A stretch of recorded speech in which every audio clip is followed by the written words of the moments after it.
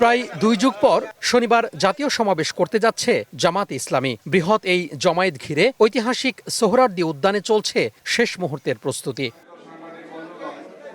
সমাবেশের সব শেষ প্রস্তুতি নিয়ে জাতীয় প্রেসক্লাবে সংবাদ সম্মেলন করেন দলের সেক্রেটারি জেনারেল মিয়া গোলাম পরোয়ার। নির্বাচনের লেভেল প্লেইং ফিল্ড নিশ্চিত করা, গণহত্যার বিচার, বিভিন্ন দাবি সমাবেশ থেকে উত্থাপনের কথা জানান তিনি। রাজনৈতিক ময়দানে নির্বাচনকে নিরপেক্ষ করার প্রয়োজনে যে মাঠের সমতা প্রয়োজন, সে সমতা নেই। সংখ্যানুপাতিক পদ্ধতিতে এই নির্বাচন হলে দক্ষ যোগ্য পার্লামেন্টেরিয়ানকে পার্লামেন্টে প্রত্যেকটি দল তাদের সিনিয়র নেতাদেরকে সেখানে মনোনীত করে সংসদে পাঠাতে পারবে। ফলে পার্লামেন্ট একটা কোয়ালিটি পার্লামেন্ট হবে। সংস্কার না হলে নির্বাচন সুষ্ঠু হবে না, আর একটা ফ্যাসিবাদের জন্ম হবে। প্রাণ সসের মাখামাখি টেস্ট নুডলসকে করে তোলে আরো ইয়ামি আরো জোস। প্রাণ সস, সসের বস।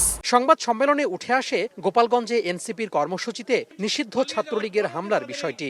ঘটনার নিন্দা জানিয়ে আইনশৃঙ্খলা রক্ষাকারী বাহিনীর বিরুদ্ধে দায়িত্ব পালনে ব্যর্থতার অভিযোগ তোলেন মিয়া গোলাম পরোয়ার। একই সঙ্গে ফ্যাসিবাদ রুখে দেওয়ার হুঁশিয়ারি দেন তিনি। তারা সারা দেশে পদযাত্রা করছে, পূর্ব নির্ধারিত টাইম তাদের ছিল, সেইখানে এইভাবে দিনের বেলা হামলা করে বসলো।